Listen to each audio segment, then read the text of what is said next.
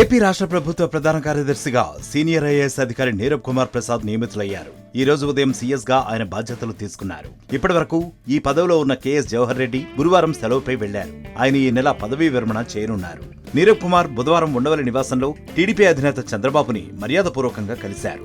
1987 batch కు చెందిన నీరబ్ ప్రస్తుతం రాష్ట్ర పర్యావరణ, అటవీ, శాస్త్ర సాంకేతిక శాఖ ప్రత్యేక ప్రధాన కార్యదర్శిగా పనిచేస్తున్నారు. ఈయన చంద్రబాబు అధికారంలో ఉన్నప్పుడు రోడ్లు, భవనాల శాఖలకు ముఖ్య కార్యదర్శిగా పనిచేశారు.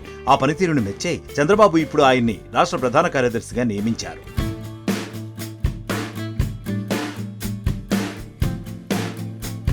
నీరబ్ కుమార్ ప్రసాద్ 1964 జూన్ 5వ తేదీన బీహార్లో జన్మించారు. సీఎస్ గా బాధ్యతలు తీసుకోవడానికి 2 రోజులకు ముందు తన షష్ఠి పూర్తి చేసుకున్నారు. నీరబ్ ప్రిన్స్టన్ యూనివర్సిటీ, న్యూజెర్సీ నుంచి మెకానికల్ ఇంజనీరింగ్ లో పట్టా పొందారు. ఇంకా పీజీడీఎం, మాస్టర్స్ ఇన్ పబ్లిక్ పాలసీలో కూడా విద్యను పూర్తి చేశారు.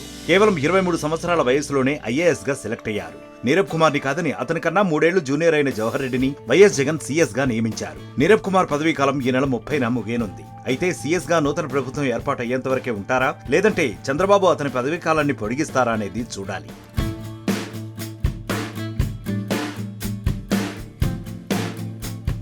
మరిన్ని వీడియోస్ కోసం ఛానల్ ని సబ్స్క్రైబ్ చేయండి. లేటెస్ట్ అప్డేట్స్ కోసం వాట్సాప్ ఛానల్ ని ఫాలో చేయండి.